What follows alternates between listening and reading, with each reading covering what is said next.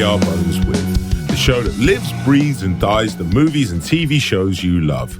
We are your hosts, me, Jimmy Murphy, and with me as always, the Al Pacino to my Al Bundy, Ryan Etherington.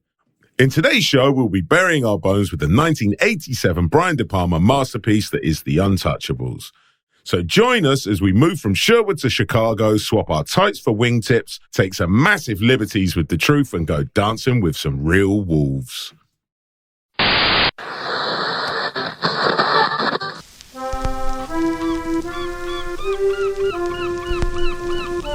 Quint's Offshore Fishing Trips. Brought to you by Quint's Bait and Tackle Shop. All are welcome. From Fairly Wells and dudes and Spanish ladies. No booking too big or too small, 'cause we have a bigger boat if needed. You go in boat goes in water, sharks in water. Book now for Quint's Offshore Fishing Trips at Quint's Bait and Tackle Shop, south of the pier, Martha's Vineyards. Please note, life jackets will not be supplied.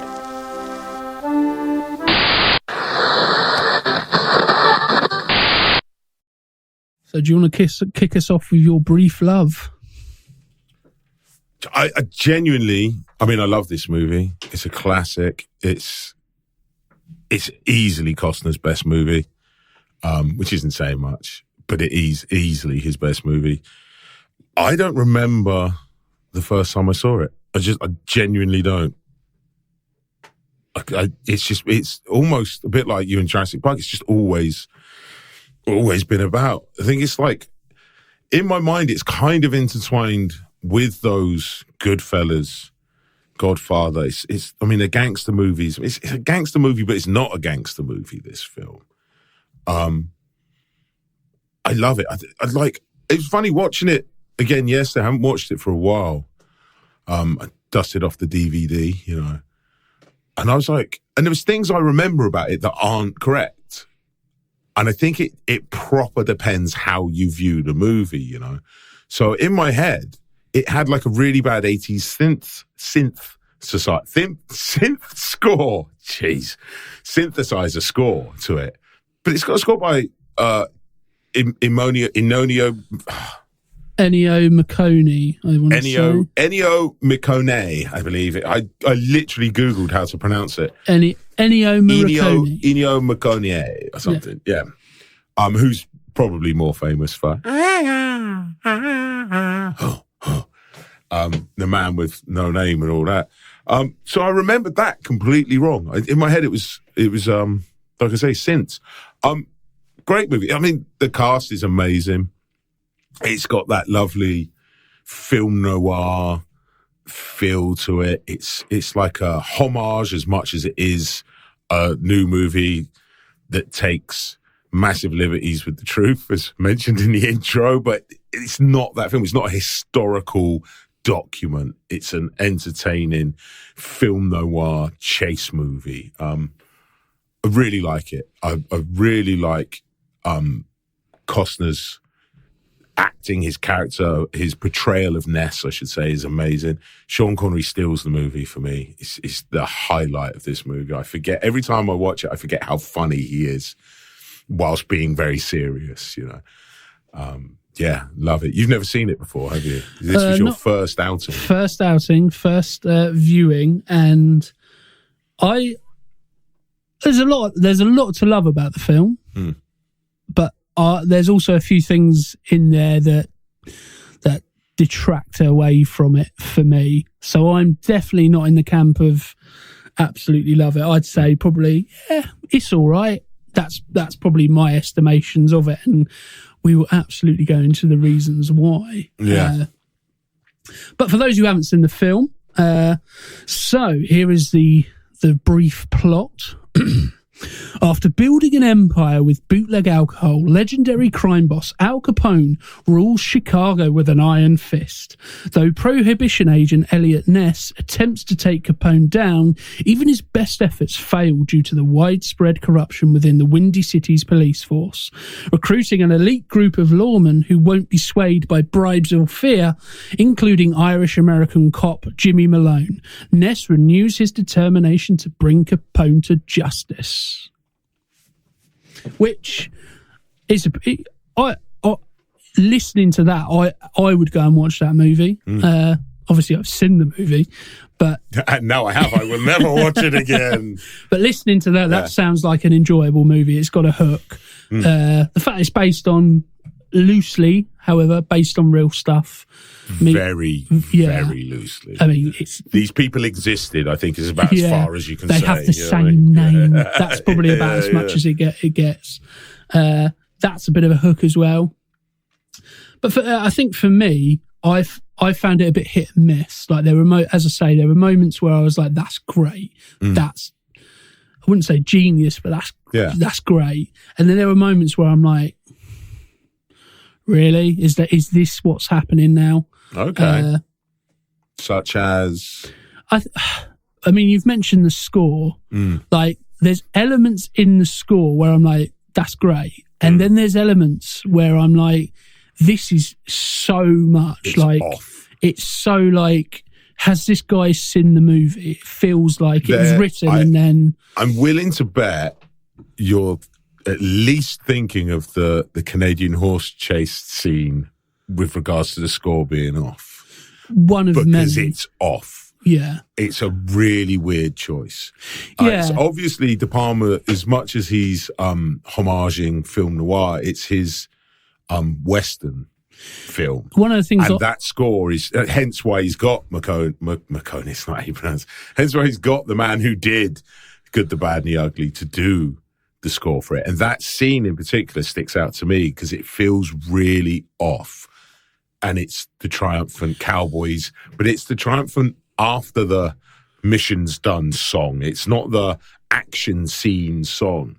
So I do know what you mean in respect. There are elements of the score that stand out. But I would say like 95% of it is excellent. I'm not saying it's not a great score. I think given a different film, if you know, I felt like this felt a lot like a city western, if that makes it at all. You know, it's a western set in Chicago. It's a really good analogy, which is why I was a bit like, oh, they actually are having like a bit out in the country where it is like a western. It's almost like Brian De Palma went, I want to make a western, but nobody wants to do a western anymore. I want to make a John Ford movie about gangsters. Absolutely. But it's not so much that. I think there's elements where it's like it almost goes overboard. Like I would admit I have a real problem where the score like tells me so obviously how I'm meant to feel. Like it's almost like, yes, I get it. I know I'm supposed to be emotional or whatever at this point. Yeah. And I feel like there's a lot of that in here. It's interesting because it's interesting you mention it. You're wrong. But I do understand why you're wrong. So the thing's twofold. My answer to that would be twofold. I definitely had a problem with the score. I remember it being synth. It wasn't. It was orchestral. But I had a problem. I remember maybe not the last time I watched it, but let's, for argument's sake, the last time I watched it, I remember thinking, I find the score really jarring. It should be different.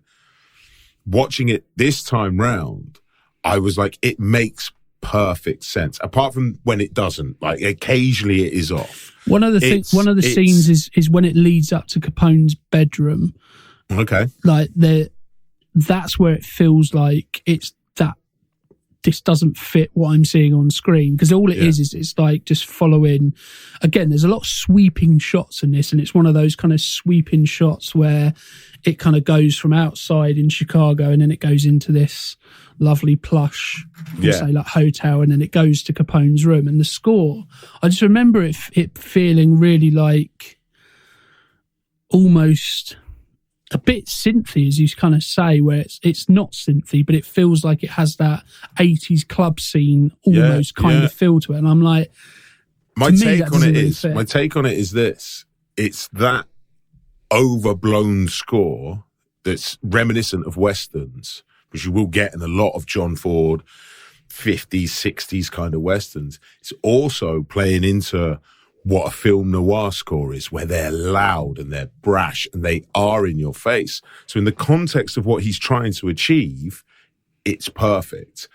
The only reason I'll let you off a little bit is because I know exactly what you mean. I've seen the film with that feeling before, where I'm like, the score's off.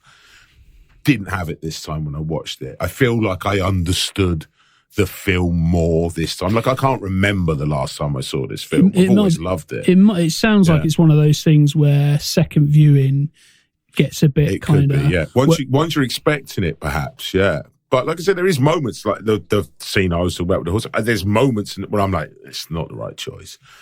Like I say, 90% of it for me is spot on. And it is, like you say, maybe it's a second viewing thing, but it felt like I understood what he was trying to achieve much more this time, you know, whereas in previous viewings, I have been like, that's off.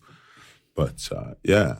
But what about the film in general? I mean, it's not a perfect film. It is an amazing film for me, though. I think it's brilliant. I think I kind of sum it up where I feel across the board it's a little bit hit and miss. There's great moments, but there are also some moments where maybe miss isn't the right phrase, and I wouldn't say it's outright bad, but there's definitely moments where I'm questioning things a little bit more than perhaps I should be. Yeah. And I think there's an element where, because we're looking at creating a podcast about it, you're naturally looking for things and looking at things in a slightly different viewpoint than I'm just going to sit down and watch a film and see what it's like. If I'd have probably done that, I think I probably would have enjoyed it a bit more. But yeah, I mean, I don't think it's Brian De Palma's best work. Right. Yeah. I think he's done some better stuff, but I can appreciate why people do look at the Untouchables as being, you know, one of those types of films. Yeah. I think it's superb. I think I'm saying it's going to sound like I'm saying you don't understand it, but when you understand what he's going for in the context of it, I think it makes perfect sense. I think it's a great movie. I think Costner plays that bureaucratic, policeman-esque to perfection, you know, and Sean Connery is just amazing in this movie. Robert De Niro plays Al Capone really, really well in it. It's you can see Colin Farrell's Penguin in De Niro's portrayal of Capone. I think it's also, you have to bear in mind, it is a movie from 1987, and if that movie was made 10 years later, it would be a different movie. So it has a late 80s feel to that movie, like some movies do. Like we were talking about The Godfather the other week, and you said you can't really get on with it, and I'm like, that film's it's an old film now. Pacing of films changes. What you come to expect of a film changes as time moves on. So films can feel dated. Some films transcend it. Some films feel dated, but they still work. And I think this is one of those films. It's nodding back to a time, but it's also very of the 80s. I think it's great. I think, like, it's weirdly not as violent as I remember it being. The baseball bat scene is not, I mean, it's grim, but it's not as violent as I remember it being. I remember it being like gut-wrenchingly bad. Probably from what you were saying, at the time, you perhaps may not have seen stuff quite like that. Exactly. You think 3 years later you get Goodfellas, which is a lot more predominantly, violent and quite very visceral in its way. Yeah. It depicts that. I think part of the problem I have with it is probably stems from the fact that I haven't seen a lot of film noir and I haven't seen a lot of westerns. So therefore, as you say, you probably are right in saying I don't get it. Like that's probably an accurate statement to kind of make. Like I think if I saw a few more westerns, I saw a few more kind of film noirs, and kind of I'd probably get it a lot more. But that's not to say that everybody agrees with me. In fact, it looks like a lot of people disagree with me because it was quite successful in terms of the box office.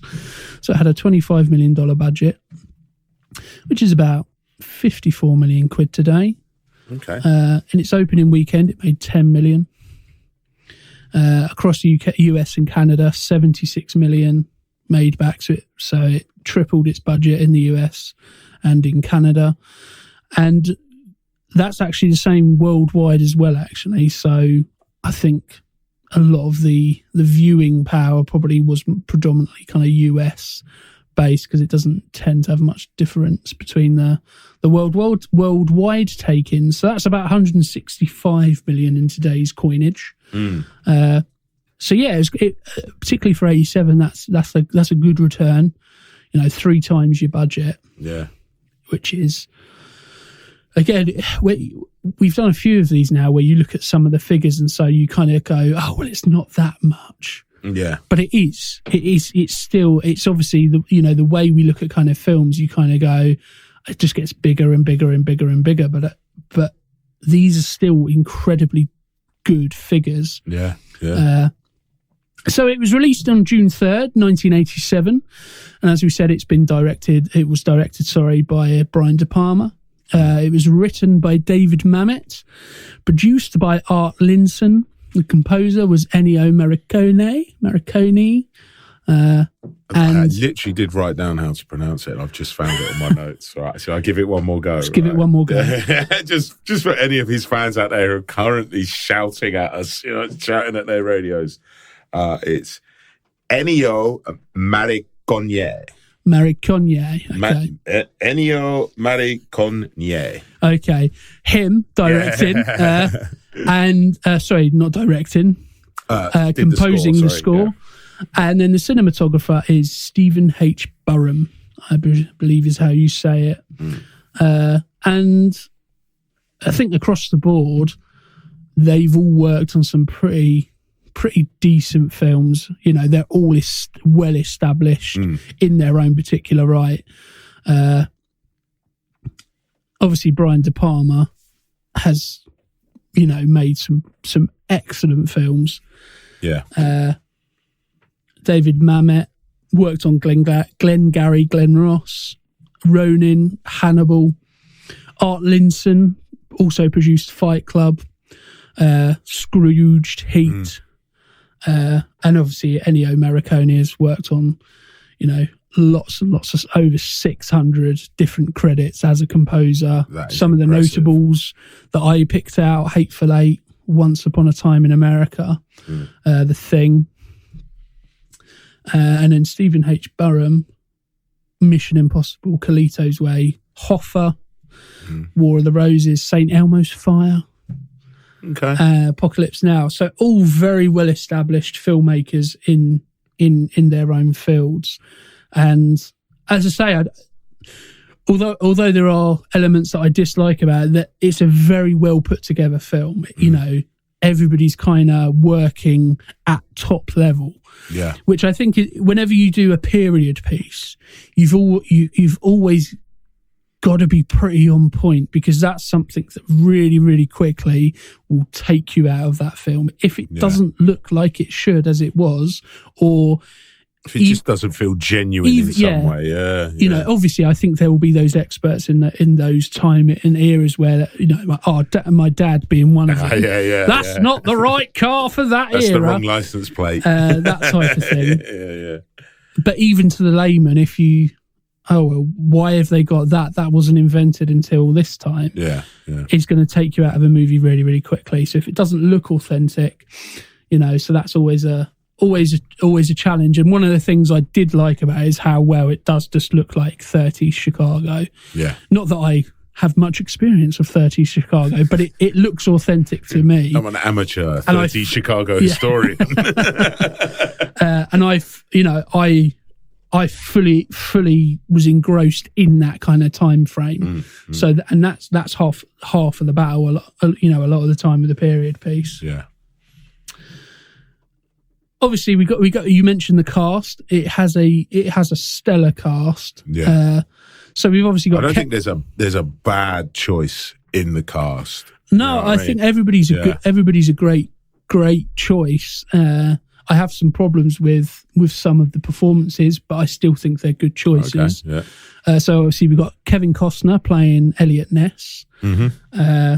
We have the legendary Sean Connery playing Jim Malone. Steals this movie. The Irish cop with a Scottish accent. I think like this is, like I said, it's Costner's best movie. I think when I think of Kevin Costner, everyone thinks of Dances with Wolves, Robin Hood, and unfortunately Westworld, Waterworld, wasn't it? Yeah. I think this might be Connery's best performance. I forget how much. I think I can't think of one I like more. I forget how much I like him in this movie. He attempts an Irish accent. The first scene he's in, he's trying to do an Irish accent and then just gives up. Just goes back to doing what Connery does, which is Scottish in every dialect. You know what I mean? Yeah, there's a definite and a gent shift kind of. It's really because he's got such a broad Scottish accent. He talks like much mother, but he tries to go up. But it's really, but that scene on the bridge, hair and off the lashing. You know what I mean? That bit, that scene, he's still attempting. I wonder if that was the first scene they shot with Connery and then went, just do your normal voice, mate. You know what I mean? Or whether he just went, they won't notice. Sean Connery strikes me as the sort of person who's like, I'm just going to do Scottish. They're not going to notice. You know what I mean? We've obviously spoke about this, but I'm surprised how many people hire Sean Connery to do a nationality other than Scottish. It's like an on-running joke with me and you, isn't it? That's right. It's like taking, he's got a very distinctive voice. Yeah. So why put him in a position where he's not using his very distinctive voice? That's half of why you hire him, because he's got that gravitas in the way he performs. He's got a great voice. Hair and off the lashing. I love it. I mean, it's one step away from having him play a moot character. It's not too far. Yeah.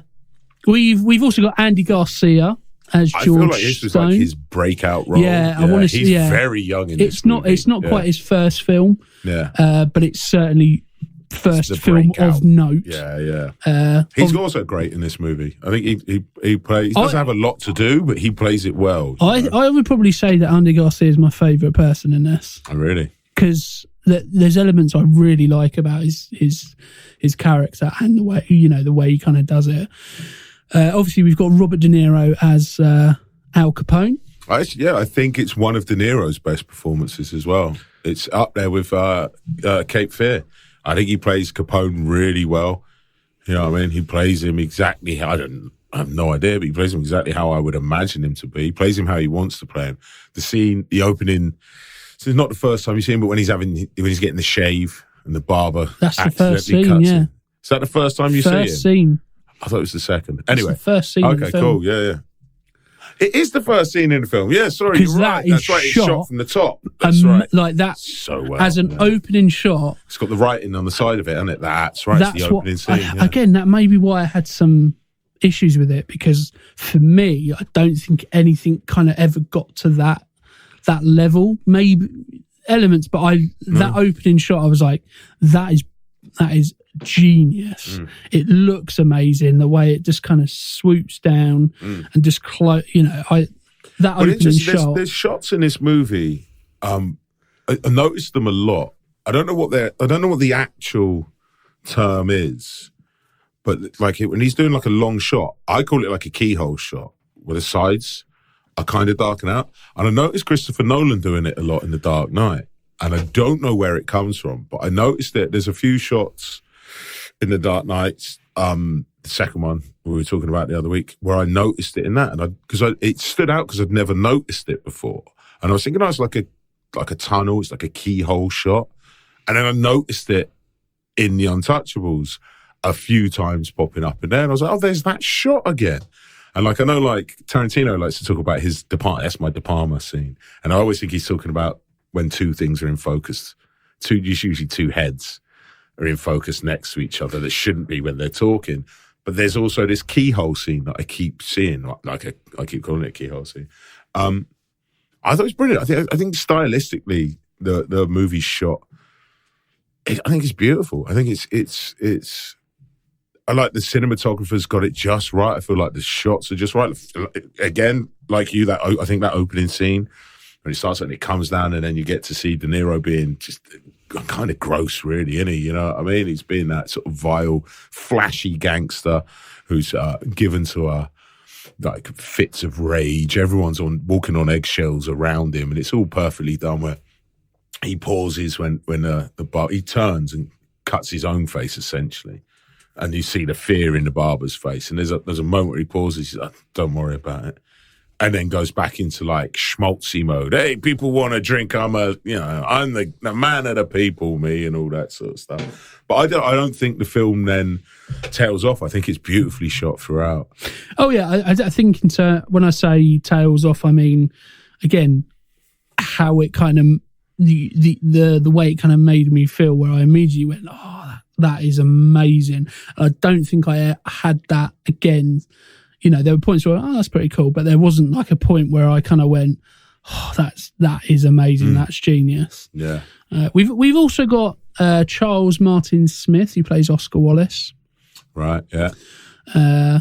Who was a relative unknown to me.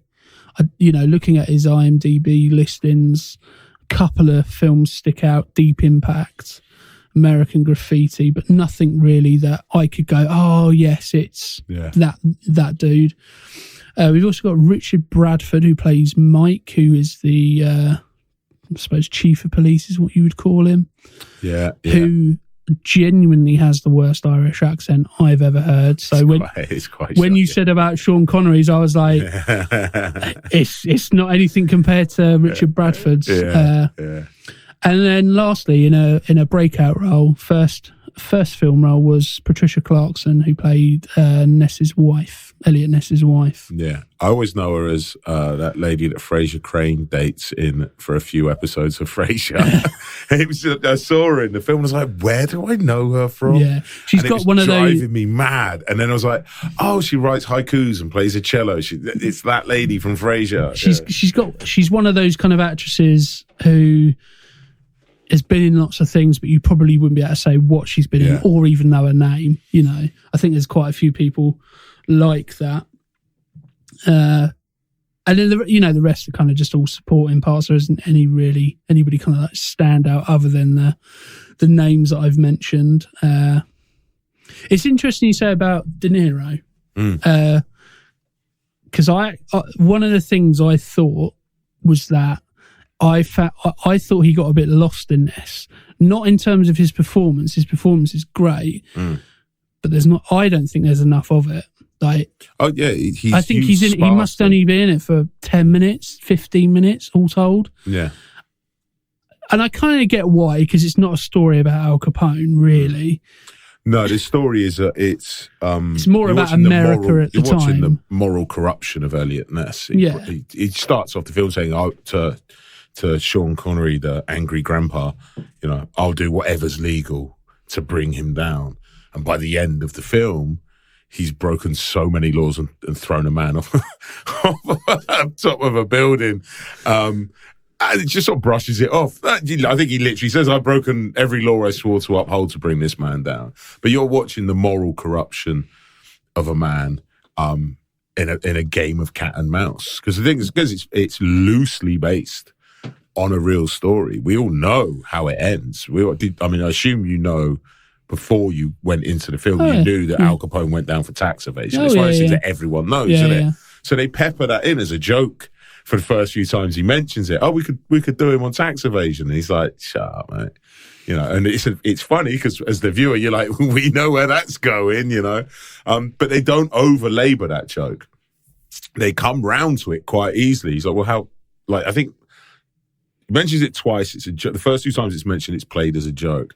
Third time he mentions it, the Eliot Ness character is saying, well, how would we do it? And then it jumps to it. I think about halfway through the film, they're already trying to do it. It's kind of the realization that this may be the only way. Yeah. you know.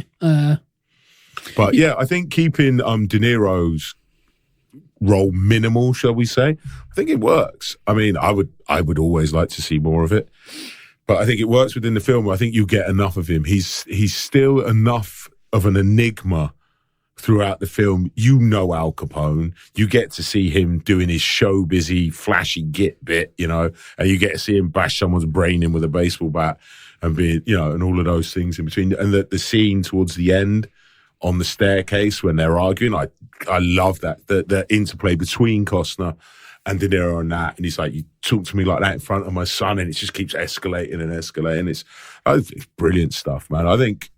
I mean, you could always do more, but I didn't watch the film thinking, oh, there should be more of De Niro in it, you know? I think I come at it from a point of view of like, well, Goodfellas is kind of the pinnacle of like De Niro as a gangster. Yeah. And obviously he's in that film. He's great in that movie. He is amazing in that. And as I say, he's great in this. I think it's probably the expectation of De Niro's going to be in this a lot, and then that not being there. Yeah. So whilst I say I feel like there should be more, I can kind of understand why, because again, whenever you're playing a real life character and a real life character who is, you know, a horrible human being, you never want to quite glorify the character to whereby people think it's cool, people think, because it's very easy to kind of go down that route. And probably a shrewd move to go, well, if we have De Niro playing him and he's in the thing for like 40, 50, half the film, people are going to be like, oh, did you see De Niro in that? He's amazing. And not that I'm saying people weren't doing that anyway, but with more content and more of it, it's going to lose the whole thing of like, I know he's based on a real person who actually did maybe not everything you saw, but did things that and worse. You forget about that part of it. Yeah. And whilst this isn't trying to be a historically accurate thing at all, it's always the dangers of taking something which is based on real life, and you've got to find that happy medium between what's actually entertaining and not just changing, you know, things for the sake of it, which is kind of why I had a problem with Once Upon a Time in Hollywood, where they just changed everything and went this whole different route in terms of what actually happened. So, well, I think with things like that, it just depends what type of movie you're watching. You know, some movies are historically accurate and some movies aren't, you know, and it's room for both for me, you know. To be fair, whenever you see based on a true story, the key word is based. Chances are the closest to the truth it is these people existed. They're probably going to be angry when they see this film now. Like, if they had the money, they'd probably sue. It's that kind of thing. Because I was watching this movie, spoilers, and obviously towards the end of the film, Eliot Ness throws the head gangster off the roof. And I'm like, well, I know this didn't happen. You know what I mean? I wonder how Eliot Ness's family feel about this portrayal. Do you know what I mean? Well, considering the real Eliot Ness apparently never fired his sidearm in all of his years as a police officer, you know, shows the poetic license that's kind of been used. And I totally understand, because again, that you know, the story is kind of a lot more interesting than the day-to-day truth of it would have been it would have been sitting in an office compiling a case, looking at bits of, you know, looking at documents. They probably wouldn't, I'm guessing they probably would have never interacted necessarily. And so it, you know, I would have thought so. You put that in a film that's 2 hours of somebody just doing their job, you know. Work. You know what I mean? So I mean, you could make an argument that they didn't need to then therefore base it on any real life characters, which is probably how the film would be made now.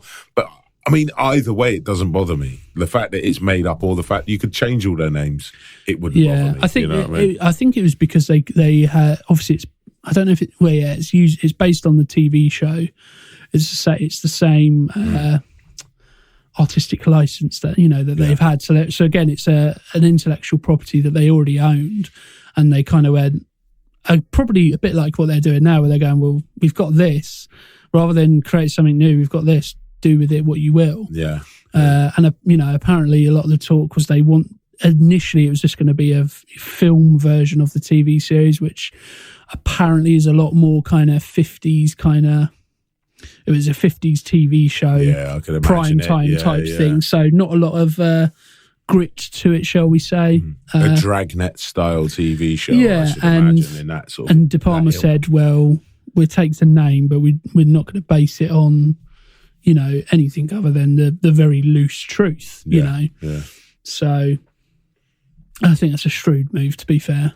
Yeah, I think it's great. I think it's the fact that it has very little to do with reality makes no difference to me. I probably when I first watched it, I would have even known anyway. You know what I mean? I would have known what Prohibition was. I would have known who Al Capone was. And I would have known he'd gone down for tax evasion. That's probably about it. The rest of it is immaterial to me. You're watching a well-crafted, well-made, well-acted, well-written film. It's an entertainment fest, and it has these little notches, nods, and winks to this, that, and the other. I think De Niro's performance is amazing. Again, I think Sean Connery steals this movie with his racist grandpa shtick. You know what I mean? The scene just after the Canadian border run when they're interrogating the man and they throw him out the cabin and he picks up the cadaver and sticks a gun in his mouth. You're probably not supposed to find it as funny as I do, but it's played for humor. As disturbing a thing as it is that happens in the film, it's so good. It's just entertainment. It's like one of those films. It's like a popcorn movie, but not dumb. Do you know what I mean? It's entertaining in the way that watching a popcorn movie is, but it's got this grit and this level of fallen and fallible characters. Like Connery's a beat cop in his, I assume he's supposed to be in his 50s. I'm not sure. He would have been in his 60s, I think, when he was making it. I don't know. And he's not interested, and then he is interested. And he's but he brings with him this Chicago. If you wanted to, if you put one of yours in the morgue, you put one of yours in hospital, you put one of his in the morgue, and all of that sort of stuff. It's just great. My wife said she found it a bit macho. It's all a bit macho.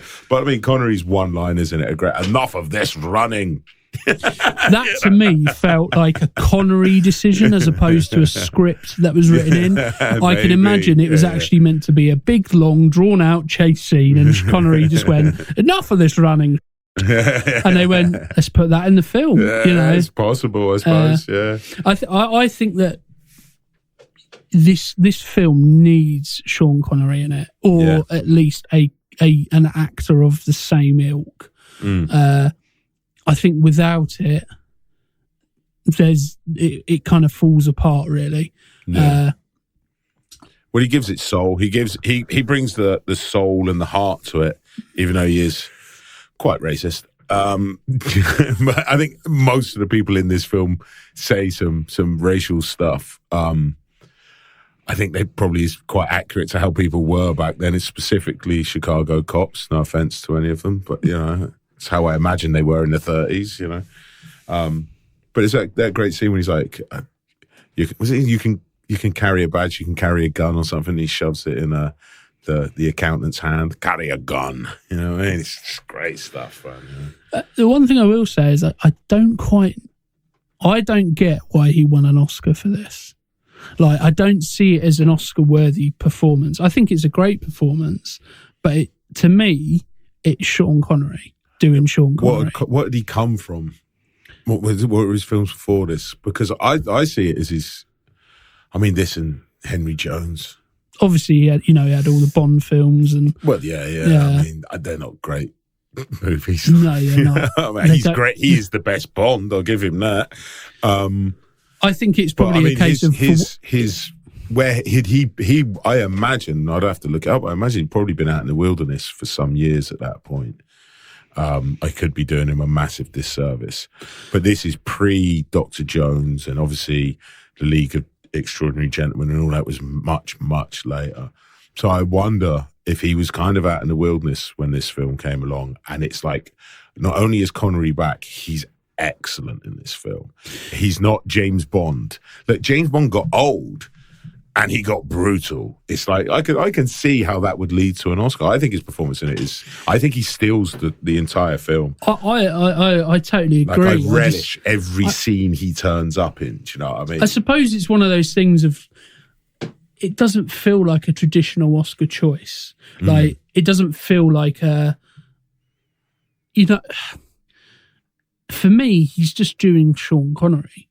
Like, I don't see him as the character. I see him as Sean Connery doing Sean Connery, which... Do you not see him as Sean Connery in every film he does in that case? That's what I mean. And so it's like a case of, well, why this film? Probably, spoilers, because of the fact he dies in it, and that scene is quite an emotional kind of thing where I was going, you can't kill Sean Connery. What are you doing?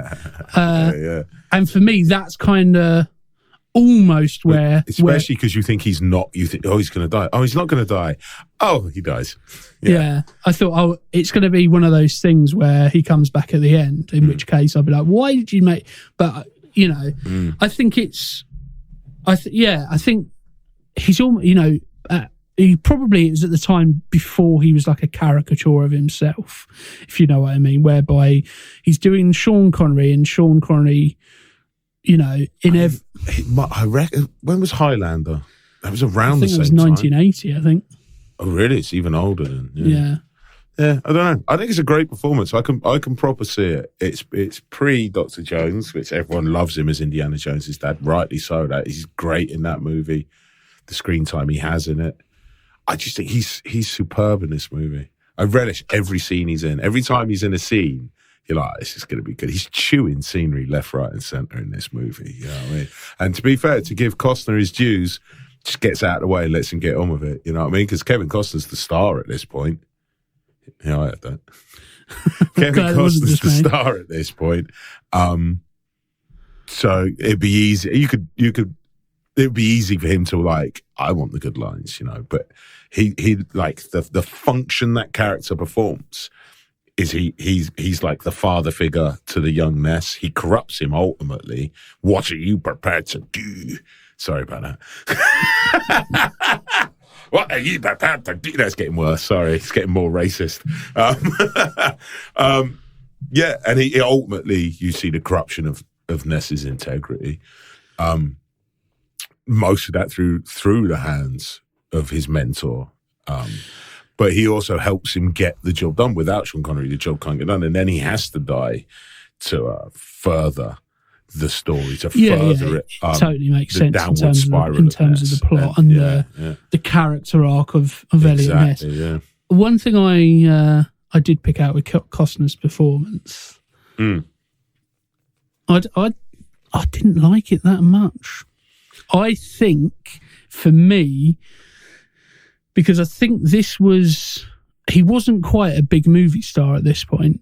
I think this was the thing that kind of tipped him over the edge. I think Dances with Wolves was a little bit later. Then he had Field of Dreams. Dances with Wolves was after Robin Hood, which was like 90s. Yeah.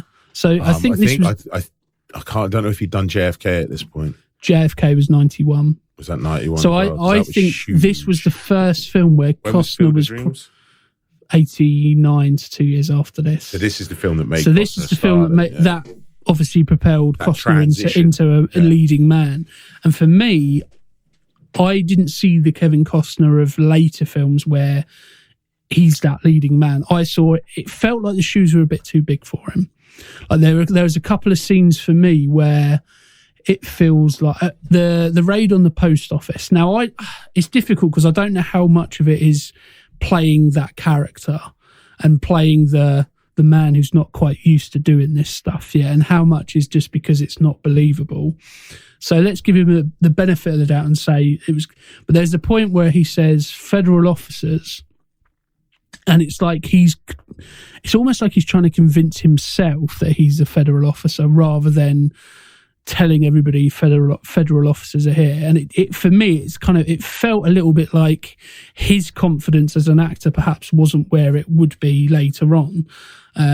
So And I don't think he's bad in there, but I think for me it just felt didn't feel like a leading man here, for me anyway. Yeah, I think I genuinely think you're confusing the character with the actor. Like, that is the character. That is who he is at that point in that film. He's not sure what he's doing. Like, he turns up at the police station, he's like, let's go, and they're all mocking him, let's go do some good and all of this sort of stuff. He's wet around the ears.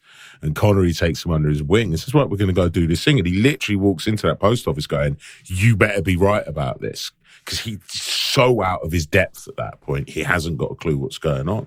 And I actually think the opposite of what you're saying. I think it's actually a testament to his acting abilities that he's portraying that very emotion. He's convinced me that he's not a bad actor. That's how good of actor he is. I mean, I'm no fan of Costner, to be honest.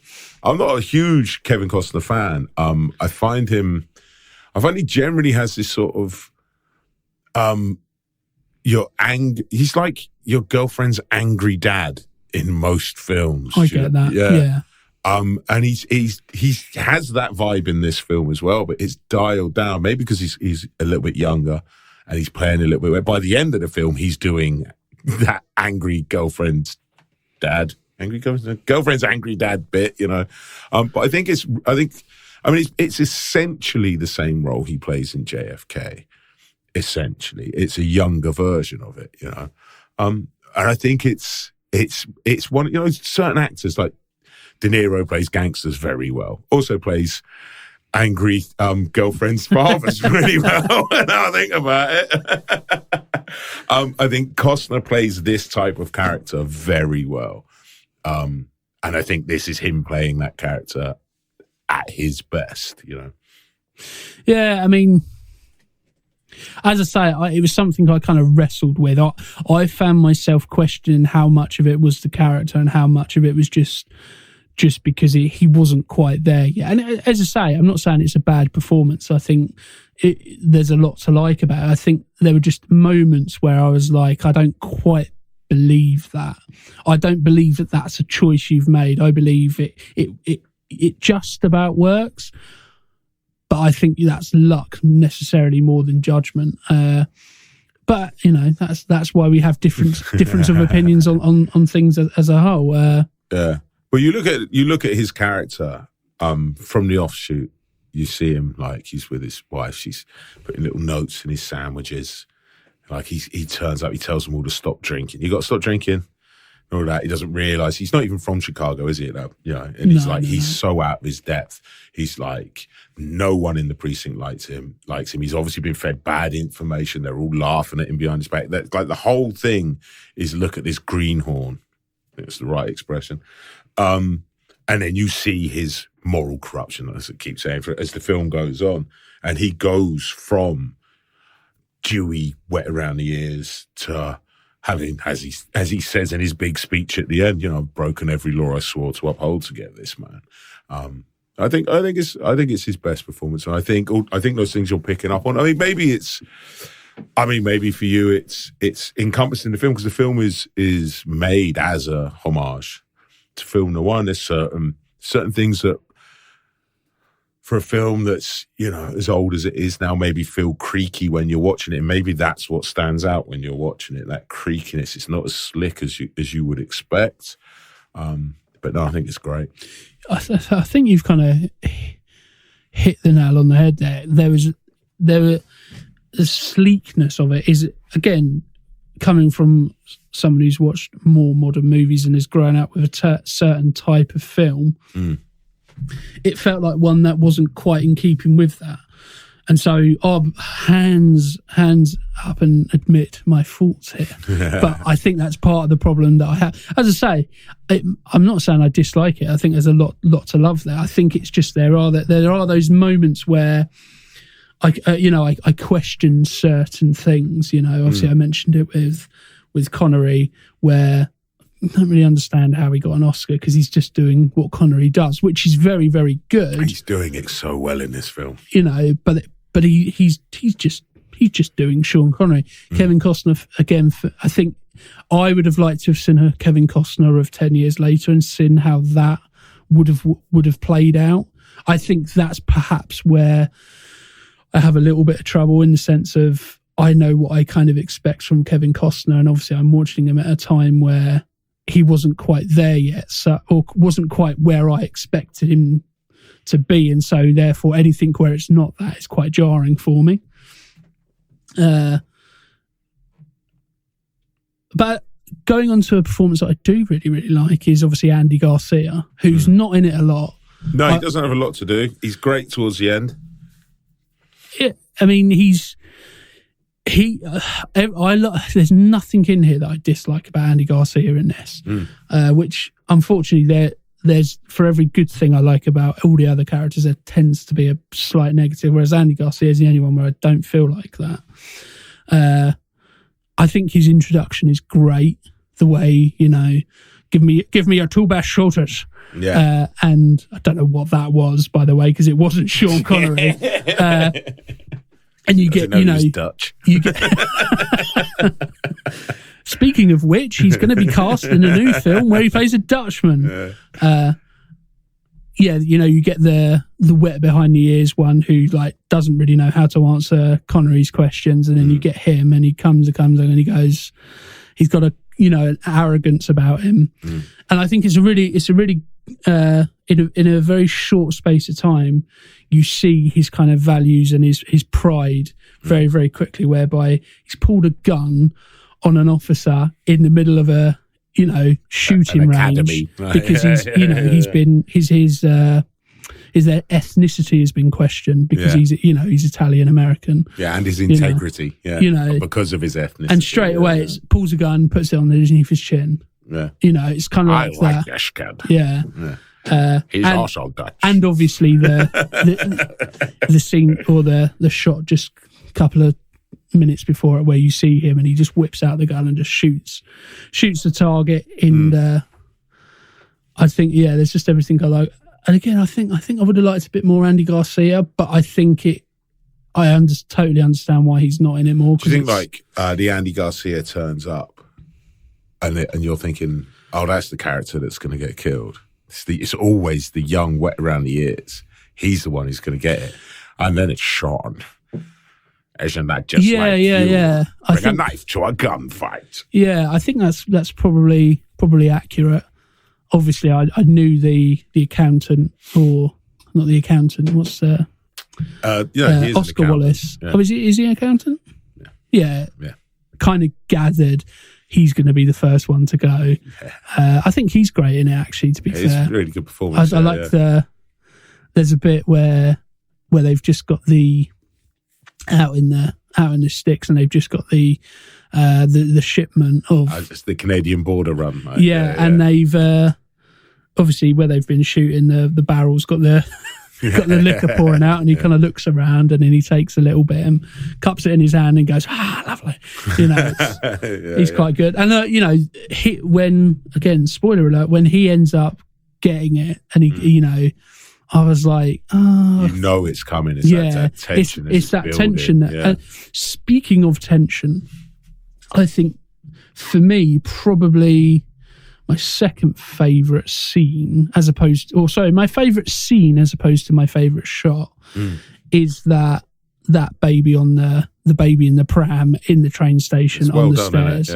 It's agonising. It's in all the right ways. Well, first when it first started, I was going, "Why is nothing happening? Why?" And then I'm going, "Oh, I see." And then it's like I'm almost shouting at the TV, saying, "Get up the stairs!" Just cut. It is because I knew you hadn't seen it, and I was watching that scene, and I love that scene. I think that scene's really famous. I think it's famous to me. I've seen it so many times. I'm sure I've seen it lampooned a lot. I could be wrong. And I was wondering when you're watching it if you're going to be like, oh, is that where that comes from? Do you know what I mean? Because it's like a well-known scene. But you hadn't I didn't know anything about it, to be fair. And it's agonising, like I say, in all the right ways, that scene. It's very well edited. Yeah, it's it's slowly kind of obviously it racks up the tension. Yeah. But every kind of now and again, like another layer gets added to it, and then another layer, and then another layer. Yeah. And it's not me on the mic, is it? No, it's fine. I think you're right. Yeah, layers and layers get added to it to the point where it's like, what, you kind of know what's going to happen, but you still kind of question, because you're like, they're not going to kill a baby, are they? Like, there's a weird moment where he appears to be aiming at the baby in the trolley, like, and Costner's running towards it, and you see, I think, like, sailors trying to get to the pram as it's going down. Yeah, it's brutal. And like, obviously, my wife is expecting, and like, it's the strangest thing. All of a sudden, like, I've seen that film many a time, you know, seen that scene. I've always liked that scene, but all of a sudden, I was having a weird reaction. Like, I know how this scene plays out. You know, I know the baby. Actually, it's a toddler more than a baby, isn't it? But I know that the child isn't going to die. But I'm still like even the opening scene when the little girl's like, "Mister, you forgot your bag." It's like, that is like one of the most brutal ways you could start a movie. Yeah, it's so just like, it's just too much, you know. Yeah, and I don't know how much of that is I'm getting old, so therefore I'm getting softer as I get older, and how much of it is like my wife's expecting, and like the thought of like just harm coming to children is really freaking me out at the moment. You know what I mean? I think you're safe. If you see Kevin Costner around, then perhaps be like, "Oh, bit of danger here." Yeah. But yeah, you mentioned the not the opening shot, but the shot in the bar where the little girl with like, there was like a realization moment for me in that, because I was like watching it and going, okay, what are they trying to do here? They've focused in on the dude in the white suit. Why have they done that? And then he leaves, and it's like, why are they showing you leaving? What are they doing here? And I'm trying to, as you say, as an audience member, you're trying to work out where they're going, and then you see the bag, and I'm like, oh, he's left his bag. Okay. Yeah, you see him. You see him lock it as he walks out. It's almost the same. At the same point where the little girl realises he's left his bag, I'm going, oh. yeah. And then I was like, and didn't expect her to actually go and pick it up and go to the door. I'm like, oh, sugar. This is, this is really kind of like, this is brutal. Yeah. Because like in those sort of films, like you expect, or one expects, oh, he'll be back later with the boys. That's kind of how those scenes play out. They smash the place up. You are buying our beer, because he's trying to make him buy the bootleg beer, isn't he? So that's kind of automatically where your brain goes. And then you see him obviously arming the bomb as he clicks it and walks off. And you're like, oh, and then you see the mother later on, don't you? Very fortuitous timing, just as Ness is losing heart. She turns up and says, I was her mother, you know. But yeah, all of those things. But it's all gut wrenching stuff, and it's a brutal way to start the movie. But yeah, that whole pram scene, at the train station, it's just so good. Garcia's great in it. You got him, take him. All of that sort of stuff. It's all a bit macho, but it's so good. When he's walking up the stairs, and you can see them coming in behind him. And he's pulling the pram up, just trying to get her out of the way. And then he won't let go of the pram, because he's like, it's just like, the whole thing is just tension upon tension. They say layers of tension on top of layers of tension. It's really good. Yeah, it's the bit where obviously the pram ends up going down the stairs. Yeah. And at the last minute, Garcia slides in, and he just holds that position. Yeah. And then it's like, it's that seed planting earlier of like, this is why this character needs to be a crack shot, and usually I kind of hate that. Usually it's kind of like a little bit too on the nose, but here it really works, because by that point you've pretty much almost kind of forgot that he's that much of a crack shot, because he's not really in the film that much, or at least exploring those abilities, shall we say. And again, it's the legacy of the Connery character, because he turns up and says, who's your two best shots, or something like that, isn't it? Yeah. Talking of things being on the nose, there's one thing I don't like in this movie is when they do the, what are you guys, some kind of Untouchables or something? I forget these. Stuff like that winds me up. I find it really unnecessary. I like the bit where he writes touchable in blood, though. So I guess you need that to get to that scene.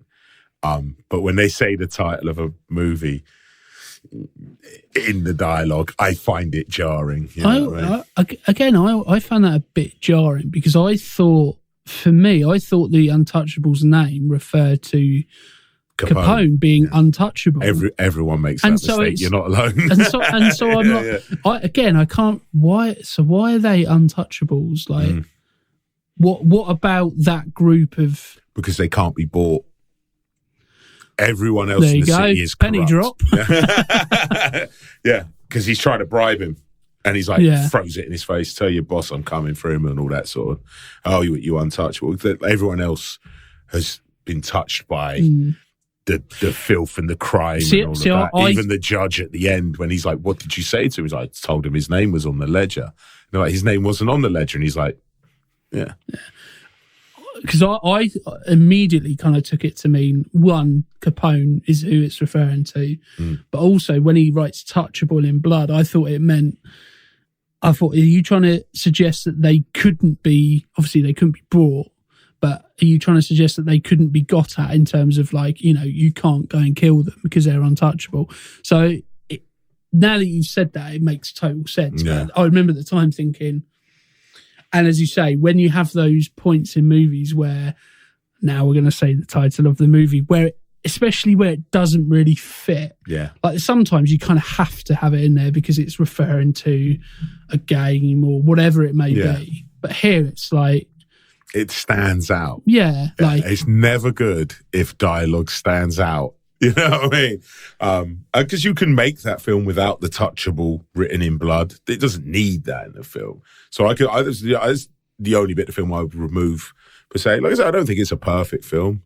I do love it though. Yeah. But yeah, little bits like that for jarring, for being a little bit too on the nose. But I would put that down to the film noir homage. The films that he is paying tribute to would have these creaky moments in them. It's sort of all baked into the mix. And for me, it's one of those things like once you accept it, you accept what De Palma's going for. You accept the notion of the film. He set up his stall, and I've agreed with him that this is the film I'm watching. I agree with where he's going with this, and all of those things sort of become peripheral to the enjoyment of the movie.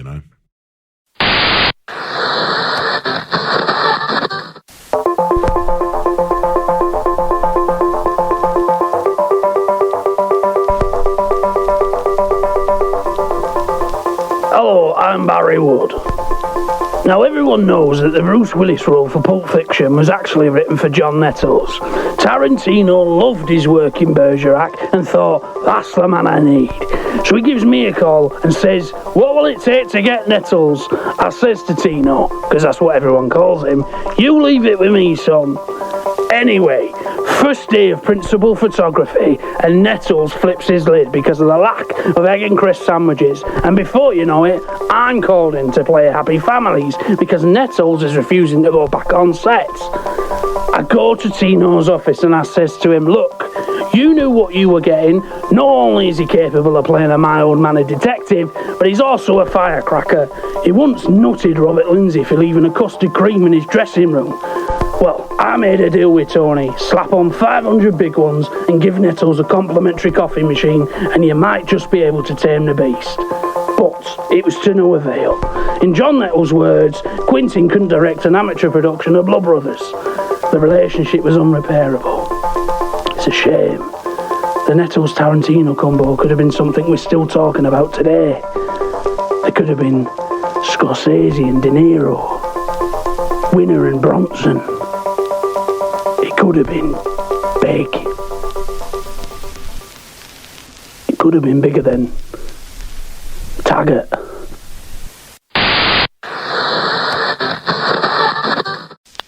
Exclusive Exclusively only on Orangutan Records, Jake Fratelli sings the classics.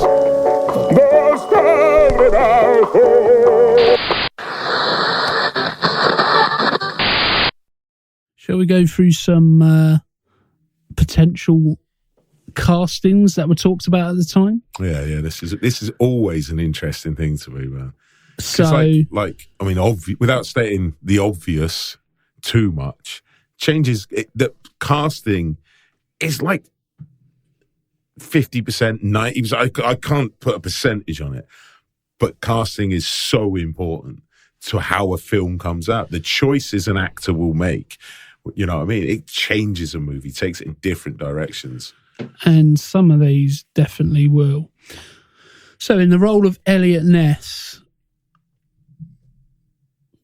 somebody who was offered the role but declined, thankfully, Jack Nicholson. I think if you're going to have Jack Nicholson, it much more suited to 1987 Jack Nicholson Jim Malone's character. But this is 1987 Jack Nicholson, so you're talking just pre-Joker Batman, which I think is pre Two Jakes, or is it around the same time as Two Jakes? Because he did Chinatown, didn't he? Yeah, Jack Nicholson. But that was, and that's a sort of, is it 50s, 30s, whenever it is? I think that's a 30s movie, gumshoe kind of thing. That would work. I think that was. But I think by 87, by 87 you're past that. Two Jakes is the sequel to that, but it's a long time later. I think it's directed by Nicholson as well. So like if you could pick up Chinatown Nicholson and put him in that role, it might work. But 1987 Nicholson, I'm seeing the Joker Jack Nicholson. So I can't see it. Nicholson is an interesting actor though. Like, he's Jack Nicholson in everything. Like, you can't get past that. I like what Jack Nicholson does as an actor. I think he's a little bit underrated because he's always up here. Well, in a lot of his movies, he's always up here. He would have been doing Prizzy's Honor around this time as well. Yeah, I'm going to say no. But I could see why they were thinking it, though. You know, Tom Berenger. Yeah, sort of age. He would have been. That would have been around Platoon, sort of Tom Berenger, wouldn't it? Yeah. I don't think he's got the chops for it. I think it would have been too grizzled to play a greenhorn. He's definitely a action star, and whilst this is an action film, I suppose it is. I think of it as like a sort. It's not like a whodunit. It's more like a cat and mouse sort of film. It's not. Action films. You can have interchangeable characters actors in there where it doesn't really change too much. Whereas this is there's a bit more to it than just explosions and it's a period piece as well. It's it's a thinking man's action film. Nick Nolte. No, I like Nick Nolte, but no. Can you see it? Yeah, I'm Eliot Ness. Nick Nolte. God damn it. Al Capone. That's my Nick Nolte right there. Jeff Bridges. Again, I love Jeff Bridges. 87 Jeff Bridges. Maybe. I do. I mean, he's quite good, Jeff Bridges. So in the Connery role, Gene Hackman. No, I could see why they were thinking it though. Yeah, and can Gene Hackman do Irish? I mean, Sean Connery can't do Irish, so it's a moot point, really. I can see Gene Hackman, but I think Gene Hackman's one of those actors who I don't think he ever feels like Gene Hackman. Like, it's difficult to pin down who Gene Hackman the man is, as opposed to when you watch Sean Connery, you can kind of get an idea of who the man is from his performances in a way, and that's what I mean when he's being Sean Connery. Okay.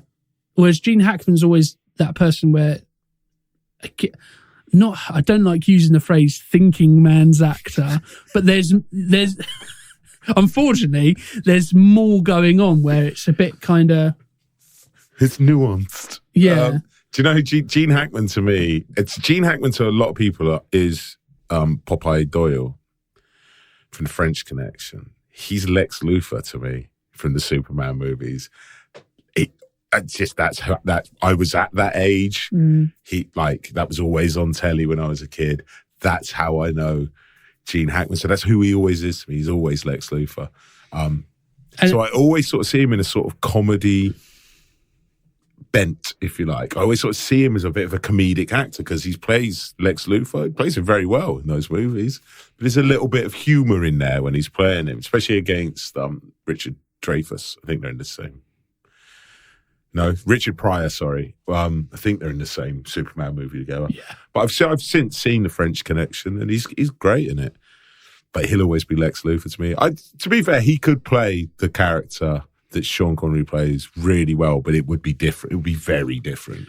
And this one will be possibly have an Irish accent. and this one will be even more different in the role of Capone.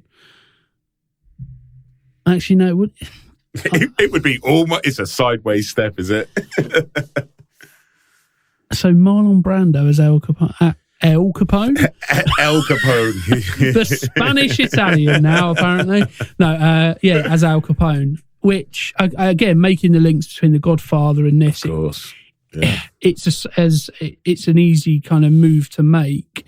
I think by this point, Brando had kind of got to the point where he was becoming Marlon Brando difficult to work with, as opposed to.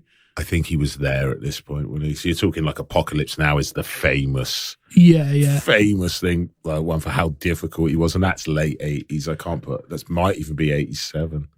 It's up there. It's around there, and so as you say, you're worth the effort. You're making a decision that you're going to have to hide a lot of. You're going to have to accentuate the positives and hide the negatives when you get Brando in to do. And write all of his dialogue down on cue cards. Yeah, and again, to be fair, I can't see anybody else other than De Niro playing Al Capone. To be fair, I mean, for De Niro, you got to wonder how often he was just going, it's another gangster, because I mean he's played a lot of different characters. It feels like he's played a lot of gangsters. I mean, do you know what I mean? I'm just trying to think. So obviously he was in The Godfather Part 2. Yeah. As a young Don Corleone gangster. Yeah. Had he done any other gangster films? Let me think. Raging Bull, he was a boxer. I'd have to look it up. I don't think. I don't. This may have started the trend of having him play gangsters and things. Yeah, I think you might be right. I'm going to double probably check because they went, he's Al Capone. The in pop culture, the pinnacle of gangsters. Yeah. So he can play any gangster because he's already done the pinnacle of what gangsters are. So that probably is where that's kind of started from. Let's have a look. Oh, man, he's made a lot of films. Many he probably shouldn't have bothered. No offense. Analyze this. And the sequel, analyze that. Yeah, less said about it. I actually didn't mind Analyze This too much. For what it is, it's just like a goofy movie, isn't it? You know what I mean? Right. Oh, he's in The Deer Hunter as well, wasn't he? Oh, so good. As I said, apart from Don Corleone, and even then, although he's playing a gangster, it's not. No, I'm trying to see. I mean, like, obviously, Taxi Driver, he's not a gangster, So I think this could have been that started the trend of him playing just gangsters. You might be right. Well, not just gangsters, but essentially being the go-to guy. His go-to, yeah. As you say, the go-to guy. And you can see why it'd be beyond that point, because as I said, you might be right looking at it. Yeah. Yeah, I'm going to stop staring at my phone. It makes great podcast this. So I've just got a text message. No, I think you're right. I think this may have been, once you've played Al Capone, you can play any gangster, yeah. And another name, Bob Hoskins. which He pops up a lot, doesn't he? Yeah. Bob Hoskins. I mean, I can see it, but Is he going to do his Mario voice? I think it's one of those things where I mean, I know his Mario voice is New York, Yeah. right? And we're talking Chicago. Is it going to sound the same though? I don't want to. I mean, I like Bob Hoskins. He's all right, but whenever, because he seems to come up a lot in these sort of casting decisions that weren't made when we do these, and it always seems to be playing some sort of like gangster adjacent or gangster-esque character, and I always just think, what's his accent going to sound like? Because he's got such a good Cockney accent, Bob Hoskins. You know, it'd be like, can you imagine? Like, I can't think Michael Caine has ever done. He must have done a bad American accent, Michael Caine, right? He must have. I would have thought earlier in his career. I would have must thought have, so, but right. you know, he's like the equivalent of Sean. You know, he's like an English Sean Connery, whereby he's got such a distinctive voice. But luckily, nobody seems to have put him in a role where they've gone, let's make Michael Caine, and then a list of nationalities who he's not going to be able to do the accent for. So you're going to be like, why have you got a Cockney Spanish dude? Here end the lesson. My name is Maximus Decimus Meridius. I'm from Rome, don't you know? Father of a murdered son. And now I think of Husband that, I to a want to murdered see wife. that film. I will have my revenge. As I say, there's a lot of names that were kind of thrown around for Eliot Ness. What, without going into too much detail with all of them, I'll just kind of spur them out, and you can say yay or nay. Alec Baldwin, Yeah. Nicolas Cage. No. So Nicolas Cage, we're talking Raising We're going to Arizona. get Al here. Capone. Okay. Woo! So yeah, I mean, we're talking Raising Arizona, Nicolas Cage. Yeah. Nicholas Coppola. So yeah, no, it's a hard pass from me. You know what I mean? Michael Douglas. I could see that quite easily. Yeah, Falling Down. Michael Douglas. Falling Down's obviously much later, but you know, he plays Button Down. He can do that, can't he? Left field choice, Rutger Hauer. I see Rutger Hauer much more as a villain. I think he has the right face of a villain. Yeah. Ed Harris. How old would Ed Harris have been? A young Ed Harris. Yeah, I could see it. Obviously, William Hurt, we've spoke about. Don Johnson. Don Johnson. Miami Vice. Miami, yeah, I was just saying, hang on, Miami Vice. Yeah. Don. I mean, him and Kevin Costner are very similar looking now I think about it. Yeah, I'm going to say yeah. And it was height of Don Johnson. It would have been, wouldn't it? Yeah, Miami Vice. A lot of people will probably hear Don Johnson and go, who? Because other than Miami Vice, he hasn't really done a lot. He's recently done like Knives Out and a couple of other things. I've seen that film. I don't remember him in it. How bad is it? Was he in the first one? Yeah. Oh, right, if I do. But he's one of those ones that had a very, very brief starlight and then kind of phased out very, very quickly. Yeah. If he'd have taken this, maybe we Was could. he offered it, or was he just in the running for it? I'm going to say in the running for it. Yeah. I don't know if he was offered it. Michael Keaton. No. I just see him This as is like 2 Beetlejuice. years before Batman. Yeah. So, no. Mel Gibson. No. Christopher Lambert. It's the same year as Lethal Weapon. Yeah, no. Christopher Lambert, Highlander. No. Stephen Lang. Who's Stephen Lang? Who I only know him as the blind dude in Don't Breathe. Of course, yeah. Yeah. A young Stephen Lang. Yeah, sure. Here we go. John Malkovich. Peter and his money. I mean, he will forever be the man with that accent for me. I love it. He He beat me. He beat me fair.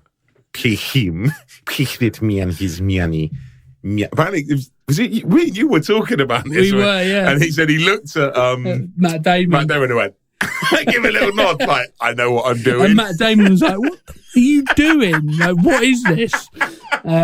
For anybody who doesn't know what we are referencing, go and see Rounders, and you will soon find out. Like that, I mean, you could just type "pay that man his miani" into YouTube. I think it comes up. But the fact that he looked at Matt Damon and went, "Yeah," like that just makes me love it even more. Oh, it makes me love John Malkovich. I'm just going to say yes, just for that performance. I'm gonna say all of these are purely based on the fact of their movie stars, as opposed to we actually want this person for the next 4 names. So is it like, rather than their suitability, it's just for the names? Yeah. Arnold Schwarzenegger. No. We're going to get Al Capone. No. What? No. I think it was just. I think it was 2 executives going, right, who's big at the moment? Well, we've got Arnold Schwarzenegger. No, let's not go there. I've broken every law I swore to uphold just to get this man to the chopper. Sly Stallone. Oh, no.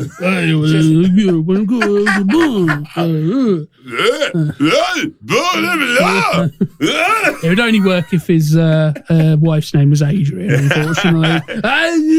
So, Al Capone. No, hard pass. John Travolta. No. It's very difficult when you have, and it's 87 John Travolta as well. So that's Look Who's Talking period, John Travolta. That was 90s, I think. Was it? Yeah. Oh, wow. This is, what are we going to do with John Travolta? The wilderness years. Yeah. He was off doing Scientology for a large proportion of this stuff. And Bruce Willis, which... No, I like Bruce Willis as an action hero. I think he's a great comedic actor. I don't think he gets enough comedic roles. He's got too much personality. He's got too much Bruce Willis to be Eliot Ness, isn't he? I mean, he'd be like smouldering and cool. I mean, Bruno. Now, this name I think would be.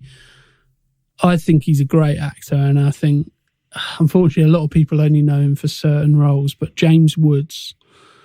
I think he's also known for being a bit out there as well, isn't he? Yeah, I think he could do it. Unfortunately. I'm not sure it's a good fit, but I think he'd be serviceable. However, I think anybody who's seen Scary Movie 2 or 3, where he plays the vicar... it's very difficult to come back from that as in a serious role. But going through those names, it's always really interesting kind of thinking about how different things can be if you just put somebody else in the same role. Even actors who are very, very similar, there's still a huge amount of difference. And I'm fascinated by some of these sometimes, because you go, what on earth were people thinking if that's the thing? Sometimes you can see it. Sometimes you're like, Arnold Schwarzenegger, just it's beyond comprehension sometimes, isn't it? But like you say, even if it's a close fit, it can change a film so much, A couple of things that I found out was some research in this, which I thought was quite interesting. So obviously we spoke about, this is based on true story, loosely. Well, Albert H. Wolfe, who is at the time was the last survivor of the real life Untouchables, was a consultant on the movie and helped Kevin Costner with his portrayal of Eliot Ness. That is interesting. That's when you kind of go... So how would Eliot have thrown this man off of a roof? Well, he was left-handed for a start. Oh, that's interesting, man. It's always nice when people go, it's just a little bit more detail, you know what I mean? Just a little bit more pepper in that sauce, Well, speaking of going into more detail, so Robert De Niro insisted, obviously we know Robert De Niro is a method actor. And I'd like to say he's a method actor before people used it as an excuse to do Terrible bad things to people and be just an asshole. Yeah, I can't remember who it was. It was some Jared actors. Leto. Who was what? Jared Leto doing I mean, on the set of Morbius. Yeah. Like, who cares if that's a realistic representation of a man who I becomes can't a remember vampire? someone said, why is it always why do people always, when they're saying, oh, it's just me, my method, like method actors, why is it always an excuse to behave like an a-hole? You know, and it's never like, hey, it's really nice to work with on that film. That's my method. In real life, I'm an a-hole. But, like Jared Leto most recently would be quite famous. I mean, Jared Leto on the Suicide Squad, I think is disgraceful as well. There's the stories coming out of Morbius. I would have let him pee himself. Again, it's also sometimes when you look at it and go, does that role really need a method actor? You know? I was going to say there's nothing worse when you watch the role and it was for nothing. All that behaviour was for nothing. But I think that's probably a bit flippant. But yeah, I agree with what you're saying. Where it's like you're in a Marvel movie. What are you trying to achieve? I don't. When I said that, I don't mean in terms of the behaviour that you have on set. I mean just in general, like as an acting choice. Let's say I'm an actor, which I have studied acting at a university. You know, I would. If I was going to do method acting, I would do it for a role where I was like, this needs to be authentic. Where it felt required. You know, something like a Schindler's List or, you know, that type of role or any type of role in that kind of context. But when it's for Morbius or like the Joker, it's like, it becomes, you know, a little bit, a little bit of an excuse. It starts coming across like pretentious. Massively pretentious. But it's like, what roles do you think you're playing in your head? Like, can you not get the roles that require this level of commitment? Not the behaviour, but that level of commitment. So you're doing it on this toothpaste commercial instead, you know? So we've diverted, but Robert De Niro actually insisted on wearing the same style of silk underwear that Al Capone wore, even though he knew it would never be seen on camera. The producers, knowing De Niro's reputation as a method actor, gave in. But I've never heard stories about his terrible behaviour, and I hope I never do. I think that level of method is fine. It's can you get me some silk panties? It's actually quite interesting, whereby a lot of people who use method acting in inverted commas actually have a really warped view of what method acting is. Like, it's actually not what people think it is. It's kind of evolved into being... Is it like more you draw on your own experiences where you get inside it and you bring up those emotions? So my understanding of it is, and I could be wrong, but when it says, you know, you become the character, the way in which that was spoken about by the acting theorist Stanislavski, he talks about in the scene. He doesn't talk about it. You then become. If you play a milkman, you become a milkman. It's not what it means. It just means you are authentic in the scene. So you do things that character would do in the scene, which is where it comes from. You don't take it home with you. Yeah, that's then kind of come. That's like the famous one is Dustin Hoffman, isn't it, in Marathon Man? Where he slept rough for like, I don't know how long, and then went and had a load of dentistry work done without anaesthetic and came in and was like, this role's killing me, I can't carry on. And is it Laurence Olivier? Yeah. Try acting, dear boy. It's much easier. Try acting. It's like, yeah, man, jeez. Silk panties, if that's what you need, mate. He also managed to track down Al Capone's original tailors and had them make identical clothing for the movie. All right, which again goes to some way to explain why it was nominated for an Oscar in Best Costume Design. I kept staring at his teeth. Yeah. Did he do something to his teeth? I think he just coloured them in Probably. Yeah, we painted them. Sounds like a De Niro thing. Yeah, I was like, because they look more pointy, like they just look different in his mouth, you know. Yeah, it's weird. You see De Niro, but you also don't at the same time. Like there's glimmers of him, but it's it's not quite just looking at Robert De Niro. Yeah. One really interesting thing actually. So apparently. So the voice in the radio broadcast program to which Ness's family was listening to in the living room. I know what that is. I don't know who the voice is. I know what they're listening to. So the voice apparently is George Carlin. I did not know that. The well-known American comedian. I just assumed, because I'm pretty sure it's Amos and Andy that they're listening to. It's supposed to sound like Amos and Andy, which is... It's like the radio equivalent of the black and white minstrels, I believe, my understanding of it. Really? I noticed it when it was on, and I was like, well, that is what they would be listening to. But that's kind of, it stood out to me because I recognized the voices. And I'm sure he keeps saying Andy. Now, maybe they didn't have, because he keeps referring to one of the characters, he's calling him Andy. And I'm like, I think that's Amos and Andy.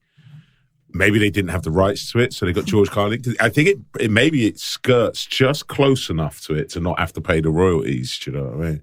Because I just genuinely assumed it was a real broadcast. Yeah, apparently it was George Carlin. Wow. Which is one of those little known or very unknown trivia things where you go, that's pretty cool. Like, just... You're like, I hope that comes up at some point and I can look really smart. Yeah. Another thing that was interesting as well. So I didn't mention this earlier, but what another one of my favourite shots is the shot when they're in the church and you've got that side-on shot of his face. That's what I always think people are talking about when they talk about the Palma shot. Yeah. That shot I think is amazing. I think it's really... Yeah. Again, it doesn't necessarily...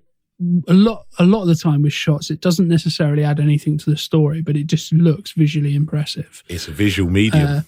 But that whole scene apparently was originally supposed to take place on the streets of Chicago, and Sean Connery had the idea of saying they wouldn't make this oath on the street because they wouldn't be able to trust who's listening in. So he suggested the only place they could do that is in a church. That would be the only place they were safe. Yeah. So that very much becomes something very different, all because of a comment or a suggestion from an actor, and those things sometimes it gives it something.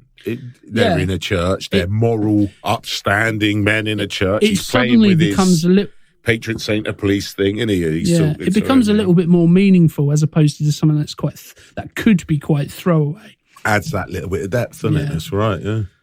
And there's lots of kind of things like that in film in general, whereby you hear actors making suggestions and going, "Why don't we do this?" And then it becomes an iconic scene, and it could have quite easily been something completely different. They'll be doing it in rehearsal where they're just blocking the shot and it's a throwaway, and the director's like, "Oh, we'll keep that."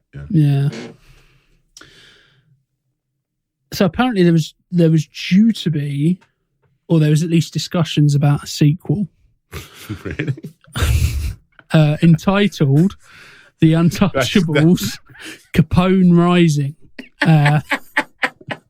That's got studio greed written all over it, isn't it? Like, if there's ever a film that doesn't need a sequel, it's this. He's gone to prison. You don't need to know any more than that. Capone, so it would be it's got to be a prequel then, right? Yeah. It's like with only Robert De Niro from the cast in it. Maybe Sean Connery. Does Sean Connery come back? So apparently it would be a young Al Capone.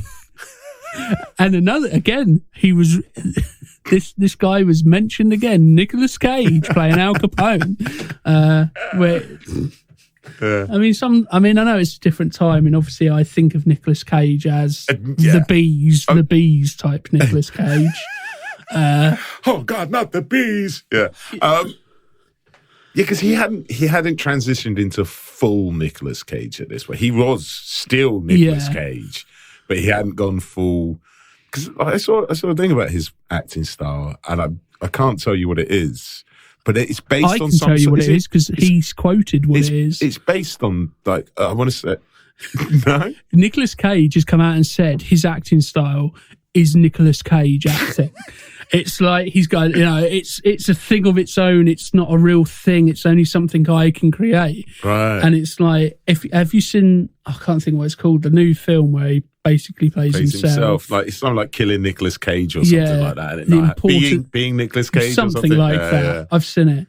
And it's Is like... it good? Is it entertaining? It falls off in the from like halfway through. I think it starts off quite well. Yeah. And then it turns into just a kind of standard thing. Yeah. It's, I know Jean-Claude Van Damme made a film called JCVD. Yeah, that's it. I've not seen it. No. But Did you this see his is TV show where he played himself?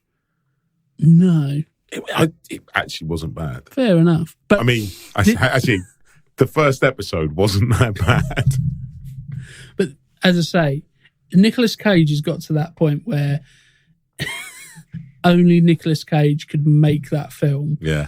It's like, again, he's a caricature of himself, and it's difficult not to associate that with him at any point in his career. Well, the thing I saw was that he based it on a Japanese. I apologize if this is wrong, but I'm sure they said it was based on a Japanese style of acting, and they explained it and made it sound like a genuine thing on this. I have no idea. I think it was on a program on Netflix.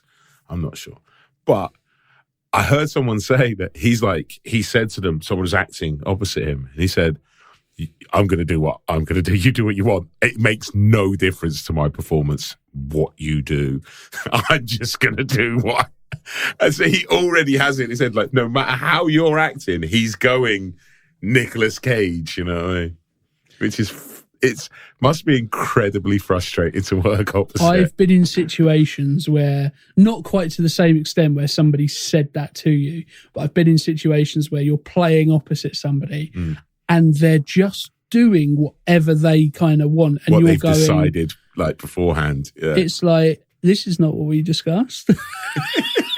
And yeah, incredibly frustrating. It's like method acting, only instead of being the character, it's like the opposite. You are a character. Yeah, it's like full circle method. You will be Nicolas Cage at all points, even when you're acting. I think for me, there's like a turning point in his career, and I think it's the scene in Face Off where he tries to act crazy because it's actually John Travolta's character, and he kind of looks at he looks at somebody and he does this thing with his eyes, and I'm like, that's it. That's the turning point. That's where I think he started to then go full Nicolas Cage. Like in his eyes, he unlocks his potential. Yeah, because is it the scene where they're taking drugs and he's just like full Nicolas Cage in that scene, isn't it? Yeah. He's like, I'm having a nervous breakdown whilst high, whilst trying to be John Travolta playing me, and it's full Cage. So I think we've said in a long way, absolutely not right to play a young Al Capone there. Yeah, and absolutely not. That's that movie. The fact that they wanted to even considered making that movie is just such a Hollywood thing, isn't it? Yeah. Yeah, it almost makes me a little bit angry. Even though I'm not, as you say, a massive fan of this film, it's like, again... Which you are 100% wrong about. You are a massive fan of this film. It's that kind of thing where you go, this is somebody looking at numbers on a spreadsheet, making a decision 100%. As opposed to, does that make sense? Average sequel will make X amount. Yeah. We make a film for this, market it at this, we could still walk away with a tidy profit. It's like, yeah, but human beings, you always ask, can I, not should I? So, in terms of the impact of this film, what do we think? Well, I mean, as I've previously said, I think it's one of, if not the best role for both Costner and Connery for me. Interestingly, until you pointed it out, it's the film that pretty much set De Niro on the path he ended up on, which is like, I'm going to say gangster number one as a shorthand. I without looking it up, I'm just going to go out on a limb and say it's probably the renaissance of Connery's career. He won the Oscar. I'm willing to put money on he was probably out in the wilderness a bit before this film. I think you're probably right there. I think this certainly kind of brought him back into the spotlight. And if you look at things he'd done after that, where 2 years later he's doing Last Crusade, Hunt for Red October, The Rock with Nicolas Cage. Yeah, that's 97, so 10 years later. 10 years, it's all post. Yeah, obviously it's the film that started Costner on his path to bankrupting whoever it was he bankrupted with Waterworld. Well, was Waterworld? What? They made a theme park as well. They were that sure it was going to work, right? They made a Waterworld theme park. Interestingly, in that, so looking at the figures, so the actual film itself, Waterworld, yeah, made money. Interesting. It wasn't the flop that you think it was. Yeah. Obviously, in terms of quality, it was. No one liked it, but lots of people saw it. But in terms, it made its budget back and then some. It was a successful film in terms of commercial revenue. Obviously, if we're then looking at, in terms of it potentially being a franchise, merchandise and things like that, perhaps that's where the money was lost. Am I remembering it right? They were good. They built a theme park, or they were going to. Yeah, I heard something about that. So I'm sure that's right. That is probably that's where it went wrong. They kind of over anticipated it. But you get JFK from this. This is practically the same performance. You get Robin Hood, which he does in an American accent throughout the entire film. I seem to recall it's quite good. Alan Rickman's great in that movie. Yeah, at least he doesn't claim that that's how they would have spoken in those times. This is what Russell Old English sounds like. I think it's great. I love this movie, as I've said several thousand times. Impact, I was going to say, other than those things we've just mentioned, like they're not important. I think that's quite an important thing. All those careers were either given a shot in the arm, or it changed the trajectory of a lot of people's careers after that. What did De Palma go on to do after the Untouchables? So looking at his, I don't know what specifically was straight after, but he went on to do Carlito's Way and Mission Impossible. So it's he was probably already there in terms of 100%. But he went on to make some good work afterwards as well. He wasn't done. Yeah, I think it's a good movie. So on that, I think further watching, obviously we mentioned just a couple of films there. So Carlito's Way, Mission Impossible. I think for me, it's kind of a city kind of Western, as I mentioned earlier. Oh, yeah. So you're not, you can watch probably most Westerns, having not watched a single one. But A Fistful of Dollars and things like that, Unforgiven, those kinds of films, and there are elements that you will kind of make comparisons to. You'll be able to find the connections. Absolutely. Yeah.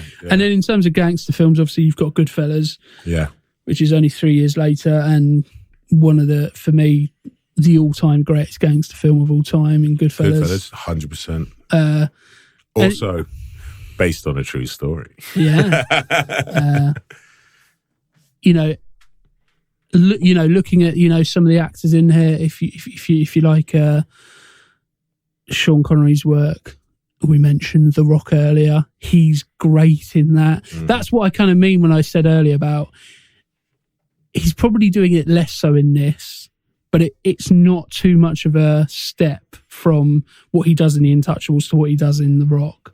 He's that same similar kind of character. It's that father figure sort of character. Yeah, and that kind of, I've been around the block and I know what I'm talking about, great line in I that. used to be James Bond. Yeah, that kind of thing. So, I'd suggest going in that kind of direction. How about yourself? Yeah, further watching, I'm thinking like Casino, if you want to watch De Niro be De Niro. Again, Goodfellas for more De Niro gangster, and just for more general gangster stuff. It's not period, but it's like you say, it's arguably the greatest gangster It's movie. not arguably. It I don't is. know. I'd have to think about it. Well, I think it is. I think it is. I would have to sit down and I'd have to chalk it up in my head. But off the top of my head, I 100% agree with you. I think it is.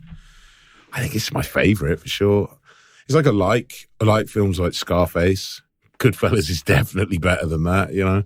So yeah, Goodfellas is great. I think JFK, if you want to see Costner being the same character again, JFK's again set aside a lot of time because it's long. Three and a half, nearly 4 hours. 3 and change. I put it also I put it very on once. loosely based on a true story.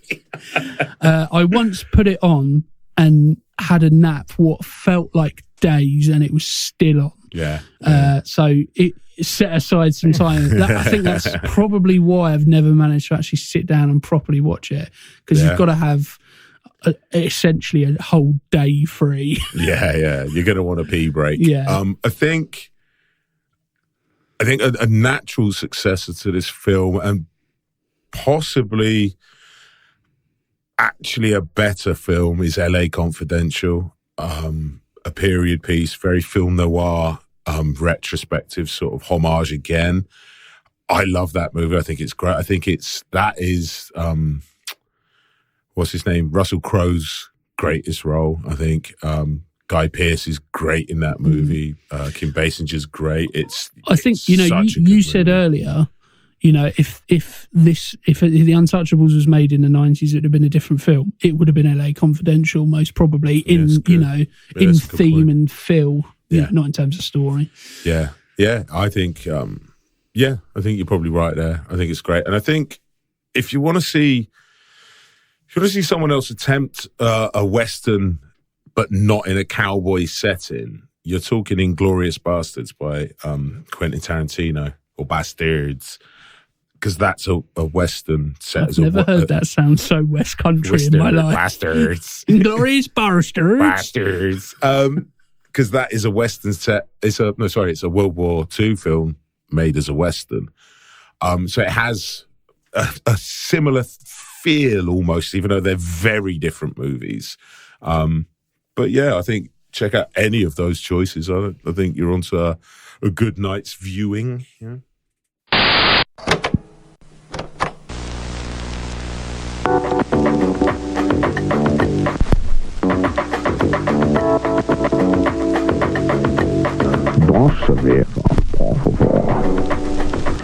Now, you could be forgiven for thinking you're listening to a Spaniard ordering a beer on the Costa del Sol. You could almost feel the sun beating down on his bullfighting cape. But what you were actually listening to was me, Sean Connery, displaying just one of the many accents that you too can master at the Sean Connery Dialect School for Actors. Now let me transport you to a Cold War-era Russian submarine with flawless Russian dialect. This is my boat now, Captain Phillips. That was magic.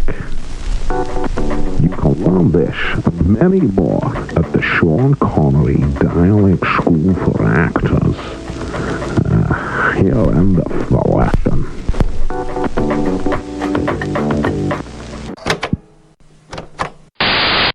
So that was Bury Our Bones for this week. We hope you enjoyed listening to it as much as we enjoyed putting it together for you. Please don't forget to like and subscribe wherever you get your podcasts. You can find us in all the usual social media places as Bury Our Bones With.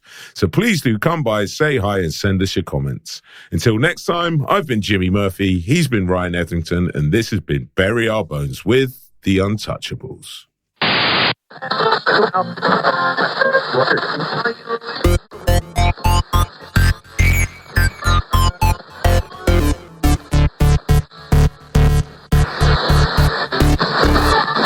And it will be a one-button job. Boom, boom, boom, boom, boom, boom, boom. I have a terrible tendency to just scroll back and record. Like, you're talking, when we're doing it, It's a bit weird, but I think it's a bit weird, but I suppose... maybe if you listen to it back, see if it sounds... I was like, I'm going to have to stop it. You listen to it back, Good job I observed that well, wasn't it?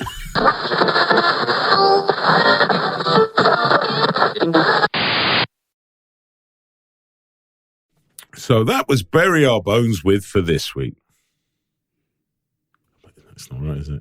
So that was Bury Our Bones with the Untouchables. It's written in front of me. I should just read one. It's just the way it's like, is that where it's going to end, is it? That's your podcast. Bog off. Yeah. No, right.